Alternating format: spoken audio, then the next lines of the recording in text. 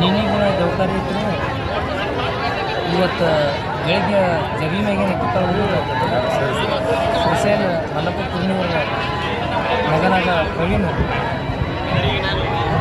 ಮನೆಯ ಪುತ್ರ ಅವನ ಲಗ್ನದಾಗ ಇಲ್ಲಿ ಜಗಲಿ ಮ್ಯಾಗಿನ ಅಕ್ಕಿಕಾಳು ಹೊತ್ಕೊಂಡು ತಿಂದು ಇದಕ್ಕೆ ಕಲ್ಯಾಣ ಮಂಟಪಕ್ಕೆ ಹೋಗಿ ಅಕ್ಕಿಕಾಳು ಒಗದ್ರ ಕಡೆ ನನಗೆ ತಿರುಗಿ ಬಂದಂಗೆ ಆಗ್ಲತ್ತೈತಿ. ನೀರು ಕೊಡಿರ್ತೀನಿ ನಾನು ನೀರು ತಂದು ನೀರು ಕುಡಿಸೋದ್ರೊಳಗೆ ಒಟ್ಟಾಗ ಇದನ್ನ ಆಗಿ ಏನು ಮಾತಾಡೋಲ್ಲದ ಏನು ಇಲ್ಲ.